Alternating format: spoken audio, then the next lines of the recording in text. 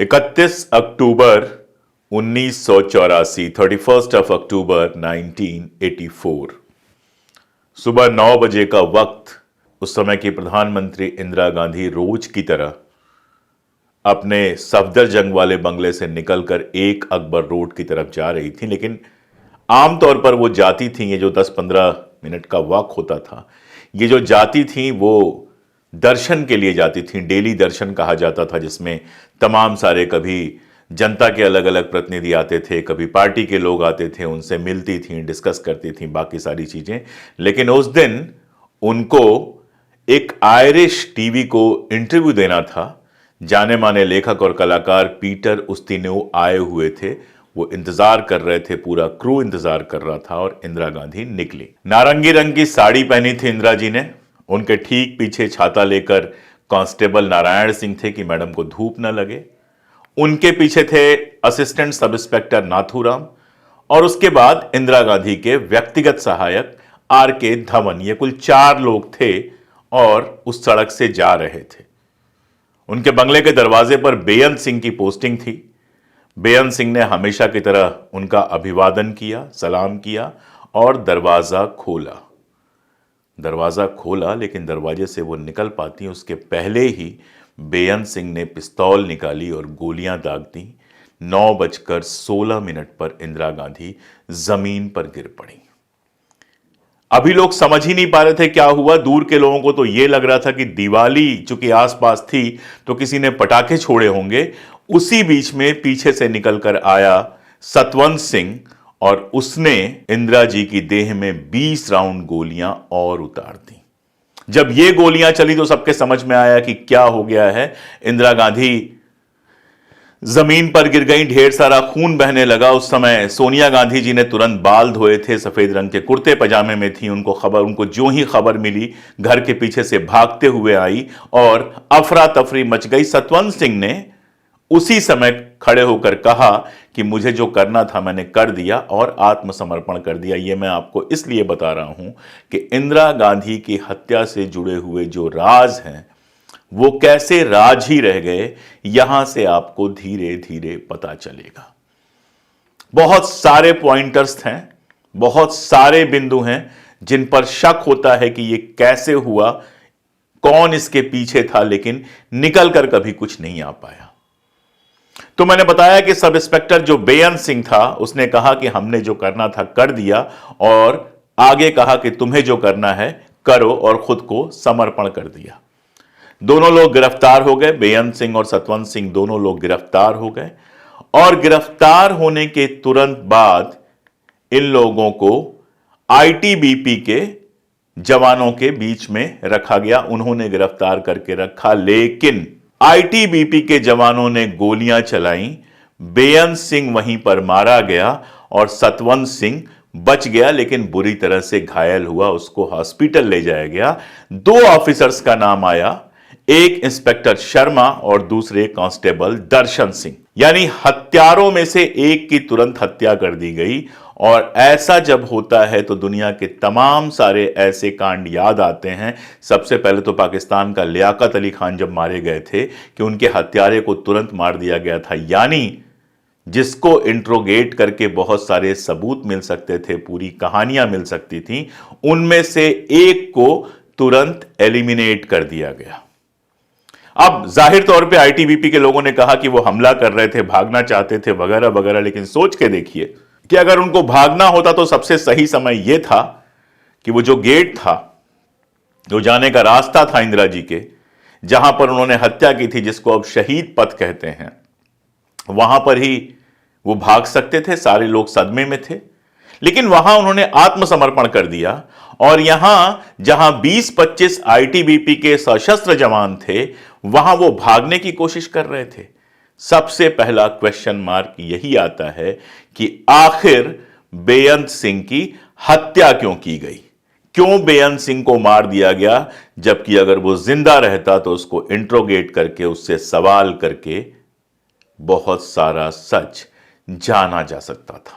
इसके अलावा भी उस दिन जो स्थितियां थीं उसको देखकर आश्चर्य होता है कि प्रधानमंत्री की सुरक्षा में ऐसी चीजें कैसे हो सकती हैं। दिनेश भट्ट जो प्रधानमंत्री के पर्सनल सिक्योरिटी ऑफिसर थे, वो उस समय टीवी क्रू के साथ खड़े थे और तुरंत भाग कर आए और डॉक्टर को बुलाया उन्होंने। नॉर्मली होता क्या है कि एक डॉक्टर और एम्बुलेंस हमेशा तैयार रखी जाती हैं प्रधानमंत्री आवास में, जो उस जमाने में सफदरजंग रोड था। उस दिन एम्बुलेंस घर के पीछे लगी थी और ड्राइवर गायब था, यानी एम्बुलेंस के आने में भी वक्त लगा। सवाल फिर वही है कि प्रधानमंत्री की सिक्योरिटी में प्रधानमंत्री के यहां लगा हुआ ड्राइवर एम्बुलेंस से गायब कैसे हो सकता था। तीसरा सवाल बनता है, एम्स के और प्रधानमंत्री आवास के बीच में उस जमाने में वायरलेस कनेक्शन था, तब मोबाइल भारत में नहीं था, लेकिन प्रधानमंत्री कार्यालय और एम्स के बीच में वायरलेस कनेक्शन था ताकि कभी कोई इमरजेंसी आने पर तुरंत एम्स को सूचित किया जा सके। और यहां मैं यह भी बता दूं कि एम्स में अलग से प्रधानमंत्री का पूरा हेल्थ रिकॉर्ड, जो इस तरह के वीवीआईपीज होते हैं, उनका पूरा हेल्थ रिकॉर्ड और उनका जो ब्लड ग्रुप होता है उससे संबद्ध ब्लड जो है हमेशा अलग से रखा जाता है ताकि इमरजेंसी में तुरंत उनका उपचार हो सके। लेकिन इंदिरा गांधी जी के साथ पहली बात तो यह कि वायरलेस पर किसी ने हॉस्पिटल को, एम्स को सूचित नहीं किया गया। और जब उनको ले जाया गया तो एक एस्कॉर्ट कार, एम्बेसडर कार थी, उसको एस्कॉर्ट की तरह ले जाया गया और बजाय एम्स ले जाने के उनको आरएमएल ले जाया गया। वहां भी पहले से सूचना नहीं दी गई थी, इसलिए अंदर हॉस्पिटल तक पहुंचने और इलाज शुरू होने में समय नष्ट हुआ। अगर वो नहीं होता तो शायद इंदिरा जी को बचाने की और कोशिश की जा सकती थी। यहां मैं आपको एक बात और बता दूं कि इंदिरा जी का जो ब्लड ग्रुप था वो ओ निगेटिव ब्लड था। ओ निगेटिव ब्लड बहुत रेयर होता है। ए पॉजिटिव, बी पॉजिटिव, ये सब ब्लड आपको आराम से मिल जाते हैं। ओ निगेटिव ब्लड बहुत रेयर होता है। एम्स में जैसा मैंने बताया कि ये ओ ग्रुप जो था, ओ निगेटिव का जो ब्लड था, प्रधानमंत्री का जो ब्लड ग्रुप था, उसका ब्लड अलग से हमेशा रखा जाता था इमरजेंसी में। लेकिन ये लोग ले गए आरएमएल में, जहां से ओ निगेटिव ब्लड का इंतजाम करना मुश्किल था।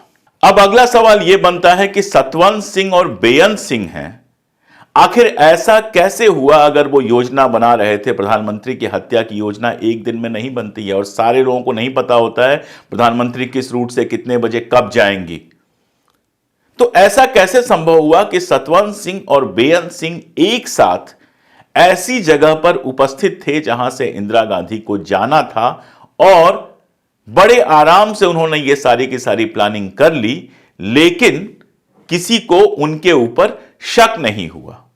असल में कुछ दिन पहले 15 अक्टूबर को ही बेअंत सिंह ने अपनी ड्यूटी चेंज कराई थी। उसकी ड्यूटी दोपहर के बाद होती थी, उसने अपनी ड्यूटी सुबह लगवाई थी। सतवंत सिंह जो है वो तो कुछ महीने पहले ही प्राइम मिनिस्टर के हाउस में सुरक्षा में आया था और उसको आउटर पेरीमीटर में यानी बाहरी घेरे में रहना था। कैसे उसने अपनी शिफ्टिंग इनर कार्डन में करा ली, ये एक सवाल बनता है। दूसरी बात यह कि सतवंत सिंह का पूरा जो व्यवहार था इंदिरा गांधी की हत्या के कुछ दिन पहले से, वो ऐसा था कि सिक्योरिटी में जो लोग लगे हुए थे, जो ऑफिसर्स थे, उनको शक होना चाहिए था। पहली बात तो यह कि वो मेस में खाना नहीं खाता था।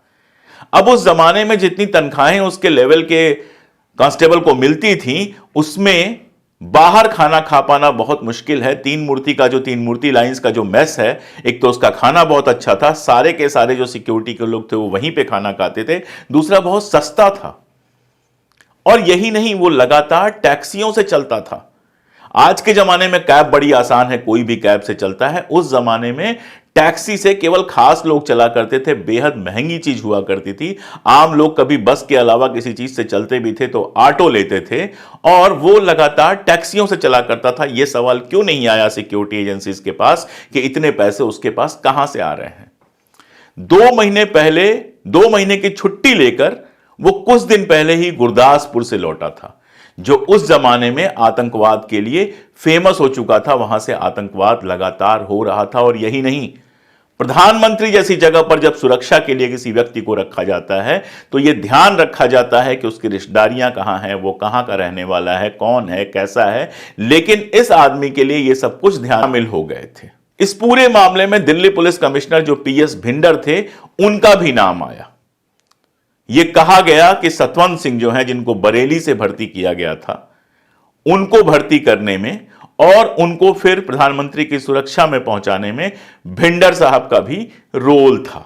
एक रॉ ऑफिसर हैं जीबीएस सिंधु, उन्होंने अभी कुछ दिन पहले एक चैनल पे अपना पॉडकास्ट दिया और उसमें उन्होंने बताया कि इंदिरा गांधी की हत्या के कोई 10 दिन पहले मैं वहां से गुजर रहा था और मैंने देखा कि गार्ड जो कर रहा है उसमें एक सिख ऑफिसर है और एक हिंदू ऑफिसर है। इसके पहले ऑपरेशन ब्लू स्टार हो चुका था और मैंने प्रधानमंत्री की सुरक्षा में लगे लोगों को यह कहा कि सिख ऑफिसर को वहां से हटा दीजिए। इस समय इंदिरा गांधी की सुरक्षा में सिख ऑफिसर्स को रखना बिल्कुल भी उचित नहीं है, जिस तरह का माहौल है देश में।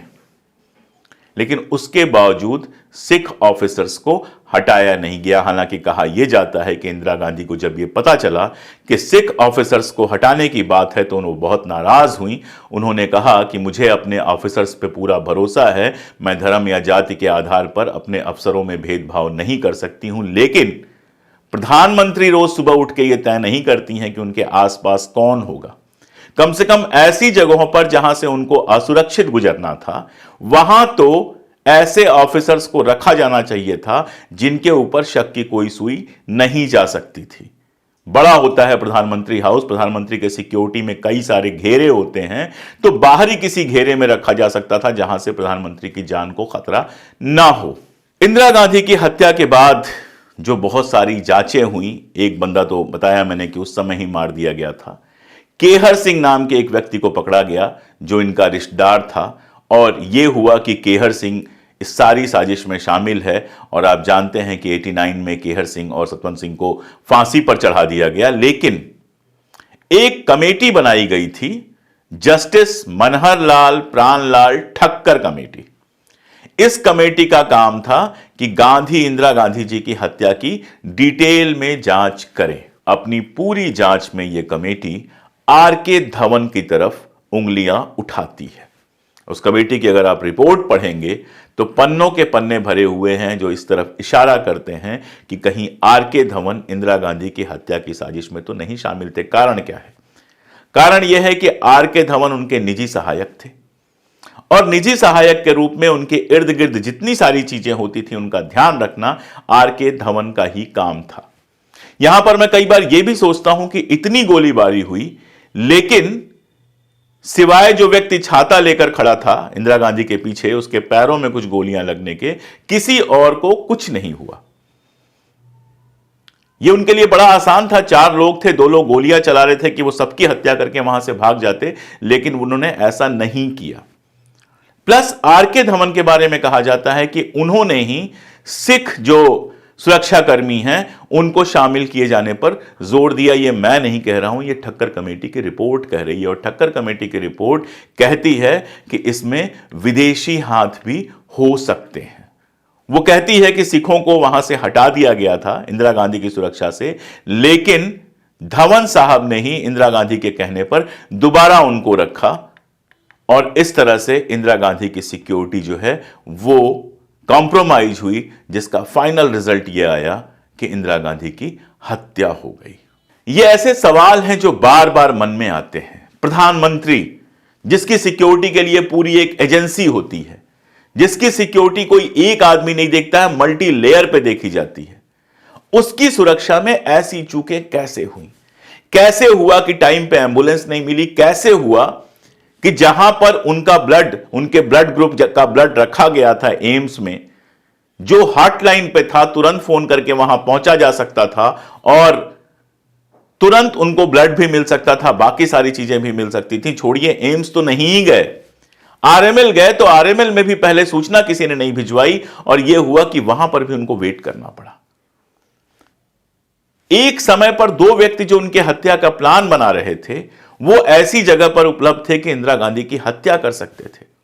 उनमें से एक व्यक्ति की तुरंत हत्या कर दी गई ताकि मैं कह रहा हूं, आप जो रिजल्ट्स हैं वो ये कहते हैं कि मार दिया गया, लेकिन ये लगता है कि एक आदमी की हत्या इसलिए कर दी गई कि वो गवाही न दे सके, उसको इंट्रोगेट करके सच्चाई तक ना पहुंचा जा सके। एम्बुलेंस का ड्राइवर उस समय गायब होना, 2 लोगों का ऐसे समय पर एक ही जगह उपलब्ध होना कि वो इंदिरा गांधी की हत्या कर सकें, गलत हॉस्पिटल में लेके जाना, ये सारी चीजें जब आप एक साथ पढ़ते हैं तो दिमाग की नसें मत जाती हैं। ऐसा लगता है कि कुछ ऐसा है जो आज तक सामने नहीं आ पाया, बावजूद इसके कि एक हत्यारे और दूसरे को हत्या की साजिश के आरोप में केहर सिंह को फांसी पर चढ़ा दिया गया। लेकिन ऐसा लगता है कि इंदिरा गांधी की हत्या में कुछ ऐसा खेल था जो आज तक खुल के नहीं आया। एक बात को आप याद रखिए कि ऑपरेशन ब्लू स्टार के चलते सिख उनसे नाराज थे, इसमें कोई दो राय नहीं है। लेकिन इंटरनेशनल से लेकर नेशनल पॉलिसीज में बहुत सारी विदेशी ताकतों की उन्होंने कभी बात नहीं सुनी और इसलिए बहुत सारी विदेशी ताकतें भी उनसे नाराज थी। 1972 के युद्ध में अमेरिका बिल्कुल नहीं चाहता था कि इस युद्ध में भारत हिस्सा ले, इस युद्ध में भारत जाए, लेकिन निक्सन को ठेंगा दिखाकर इंदिरा गांधी ने निर्णय लिया और हम जानते हैं कि उसके बाद सीआईए ने इंदिरा गांधी के खिलाफ किस किस तरह की साजिशें की हैं। इमरजेंसी पर कभी डिटेल में कोई रिसर्च होगा तो समझ में आएगा कि उसके पीछे किस किस तरह की बातें थी। सांप्रदायिक ताकतें उनसे बहुत नाराज थीं। ऐसे में समझ में नहीं आता है कि एक प्रधानमंत्री की इतनी सारी सुरक्षा व्यवस्था के बावजूद इतनी आसानी से हत्या कैसे हो गई और उसके बाद जिस हत्यारे ने आत्मसमर्पण कर दिया था उसको क्यों मार दिया गया। और जब यह सब कर दिया गया तो बहुत जाहिर था कि सच कभी बाहर निकलकर नहीं आता। इतिहास ऐसे ही होता है। लियाकत अली खान साहब जो पाकिस्तान के प्रधानमंत्री थे, या जॉन एफ कैनेडी जो अमेरिका के राष्ट्रपति थे, उन लोगों की भी हत्याएं हुई, हत्यारों को मार दिया गया, सजाएं वगैरह हुई। हालांकि लियाकत अली खान के केस में तो किसी को सजा भी नहीं हुई, लेकिन कभी दुनिया नहीं जान पाई कि लियाकत अली खान या जॉन एफ कैनेडी को मारने वाला असल में कौन था, उसके पीछे साजिश क्या थी। बंदूक के ट्रिगर पर किसकी उंगलियां थी ये तो दिखता है, लेकिन एक कांस्टेबल या सब कांस्टेबल के पास इतनी हिम्मत नहीं होती, इतनी सुविधाएं नहीं होती कि वो अपनी ड्यूटी भी उसी जगह पे लगवा ले जहां से दोनों मिलकर मार सकें, हथियार भी उनके हाथ में हो और सारा कुछ प्लानिंग वो कर लें आसानी से। इसमें कोई दो राय नहीं है कि बंदूक के ट्रिगर पर भले उनकी उंगलियां हों, लेकिन उनसे गोलियां चलवाने वाला कोई तीसरा रहा होगा, संगठन या व्यक्ति या जो भी, और उस तीसरे के बारे में आज भी हम क्लियर नहीं हैं कि आखिर इंदिरा जी की हत्या क्यों करवाई गई, उसके पीछे क्या साजिश था, कौन थे वो देश के दुश्मन जिन्होंने इंदिरा गांधी की हत्या करवाई। ये एक ऐसा सवाल है जो हमेशा रहेगा और शायद जिसका जवाब कभी नहीं मिलेगा। आर के धवन साहब का नाम जरूर आया, लेकिन फिर उसको क्लियर कर दिया गया। यह अलग बात है कि उसके बाद धीरे धीरे आर के धवन राजनीति से, सत्ता से, इन सब जगह से प्रभावी व्यक्ति की जगह धीरे धीरे बाहर होते वो चले गए और गायब ही हो गए। लेकिन सवाल अपनी जगह पे हैं, साजिशें अपनी जगह पे हैं। इनको जानना इसलिए भी जरूरी था कि आगे ऐसा नहीं होता, आगे और ध्यान रखा जाता, लेकिन हुआ ये कि ये पूरी की पूरी साजिश अनसुलझी रह गई। आज के लिए इतना ही, आगे किसी मुद्दे पर और बात करेंगे। बहुत शुक्रिया।